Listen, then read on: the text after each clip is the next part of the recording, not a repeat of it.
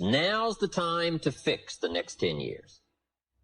Now, sometimes you have to come to grips with reality and with truth. That's what was good for me when I met Mr. Schoaf. I was 25 years old. He was 44 years old. And he brought me a wealth of experience, and he started asking me the tough questions. Big question. He said, are you reading the books that's going to take you where you want to go in the next 5 years? Excellent question. So you want to make sure. I would assume for all of you, to get where you want to be in the next 5 years, you're either reading the right books or you're not. That's kind of a brilliant statement, right? You're either engaged in the disciplines or you're not. But here's what we don't want to engage in. Disillusion. Hoping without acting. Wishing without doing. So the key is to take a look and say, where am I? What could I do to make the changes, to make sure that I can take more certain daily steps toward the treasure I want, the mental treasure, the personal treasure, the spiritual treasure, the financial treasure. I don't want to make any errors. Now's the time to adjust my daily program to take me where I want to go. You might draw a little circle. This is where you are. 10 years from now, you could be here, or 10 years from now, you could be here.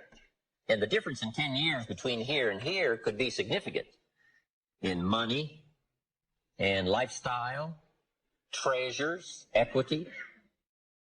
In 10 years, an incredible difference. But right here, a small difference in the change of discipline, the change of thinking to start you on this journey versus this journey. Now, it's also very important intellectually to know whether or not you're headed this way or this way. And once you decide, 10 years from now, I think that the gathering of my intellectual and personal and spiritual and moral and economic treasure may not be that great. The key is to start right now making these changes to walk this new road. But here's what's exciting to me. Just a few daily disciplines makes a great deal of difference in 1 year, 3 years, 5 years. Just a few daily disciplines. Whether you wind up here or here. Good question. 10 years from now, you will surely arrive. The question is, where? We don't want to kid ourselves about where. We don't want to kid ourselves about the road we're walking. I had a day shortly after I met Mr. Schoaf called Do Not Kid Myself Anymore Day. I don't want to go disillusioned anymore. I was using the cross-finger theory back when I was 25, 24, 23. I finally decided that the cross-finger theory was not going to get me what I wanted. That isn't where the treasure lies. That I'm going to have to make sure which of these ways I'm headed.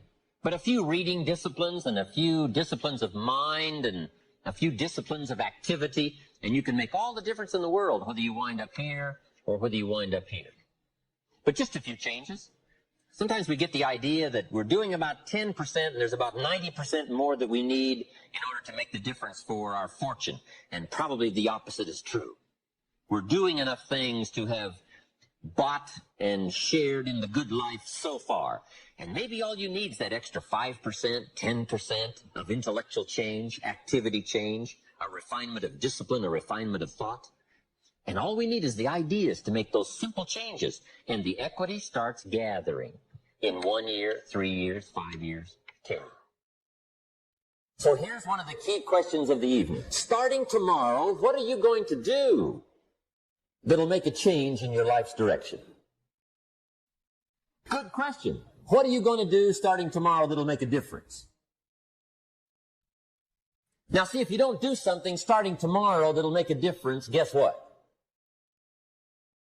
It's gonna be the same. And see, that way you can guess what the next 5 years are going to be like. Look at the last 5. Because the next 5 are going to be like the last 5 unless you, major key, tomorrow, change it all. Or change a little, or change something, or don't change. It's choice time. You can do whatever you want. But it's nice to know any day you wish you can change your whole life.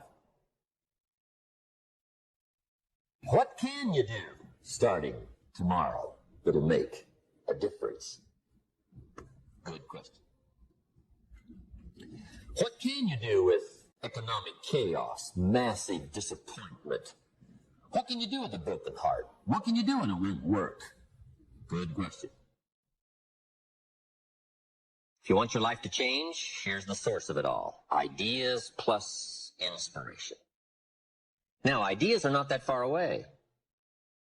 Everything you need is within reach. The ideas you need for life change or business change is within reading reach. It's within listening reach. There's probably a library not too far from you.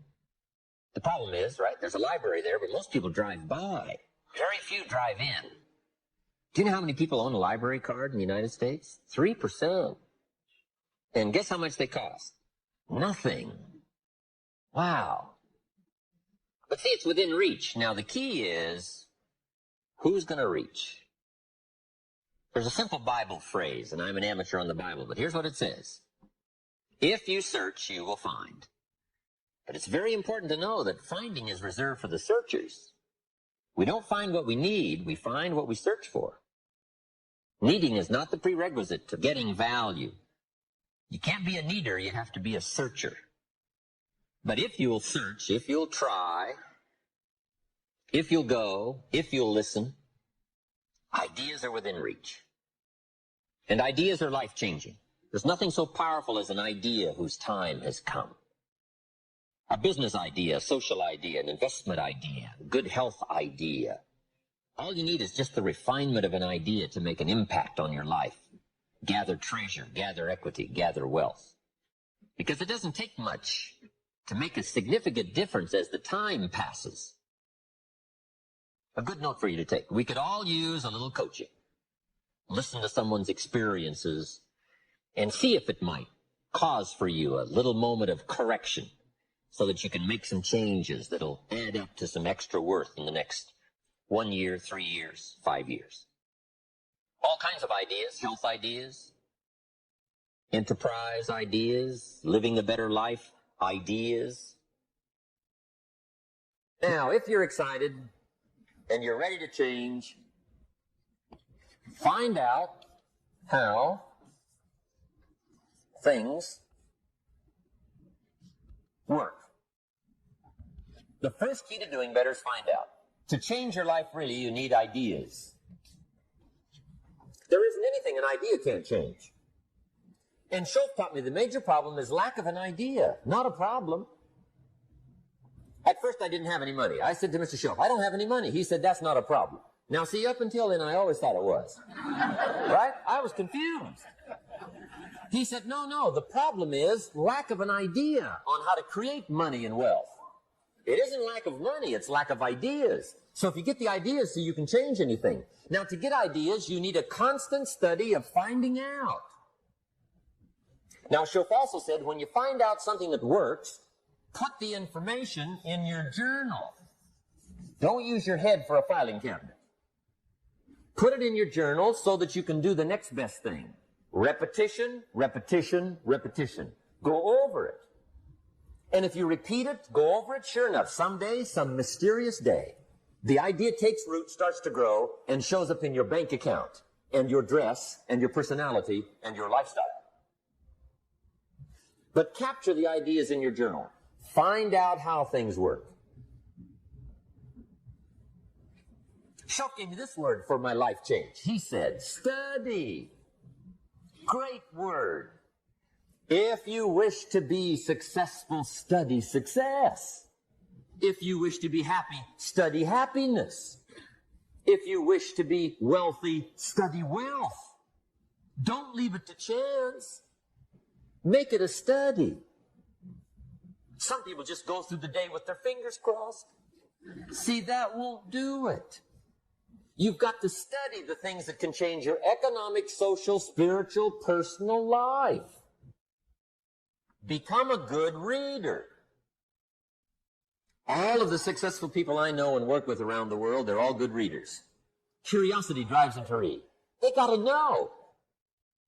Become a good reader. Now, that's my opinion. Listen to the other lecturers, and listen to me, and make up your own mind. Don't be a follower. Be a student. Okay? I say, really, for life change, you got to read. One way to learn is from your own experiences. But another way to learn is from other people's experiences. See, one book might save you 5 years. if you read it. Did you know there's books on how to be stronger, more decisive, be a speaker, be a leader, have a better effect on other people, develop your personality? Did you know there's books on that? And people don't read them? How would you explain that? And they can read. Did you know that hundreds of successful people have written their stories in books and they wrote down how they did it and people don't read it? How would you explain that? The guy's busy, I guess. You know, you get tied up. The guy says, well, yeah, you work where I work. By the time you struggle home, it's late. You got to eat a bite of supper, watch a little TV, get to bed. You can't sit up half the night reading. And the guy's behind on his car payment. Good worker, hard worker, sincere. But you got to be better than sincere and work hard. Otherwise, at the end of your life, you'll wind up cold, stony broke. You got to be better than a good worker. You got to be a good reader. You may not be able to do all you find out, but you should find out all you can do. See, you don't want to wind up at the end of your life and discover that you've lived only 1/10 of it. And the other 9/10 went down the drain. Not for lack of opportunity, for lack of information. Now, here's the best human virtue for finding out. Curiosity. Make a note of that. Curiosity. Be curious. You might add a word to it that'll help. Childish curiosity. What will kids do if they want to know something bad enough? Bug you. That's the phrase. They can ask 1,000 questions. You think they're through? They got another 1,000. They'll drive you to the brink. It's a virtue. When you gotta know, be like a child. In fact, Jesus, the master teacher, said, unless you can become like little children, you might as well forget it. You don't have a prayer. Excellent advice. You gotta be like children. 4 ways, in my opinion, to be like a child. Number 1 is curiosity, and number 2 is excitement. Get excited like a child over your ability to make yourself do anything for change. 3rd is faith. Have faith like a child. Adults are too skeptical. And 4th is trust. Trust is a childish virtue, but the rewards are incredible. So be like a child. Now, there's millions of books, so you can't read all the books. But here's what I mean by read all the books.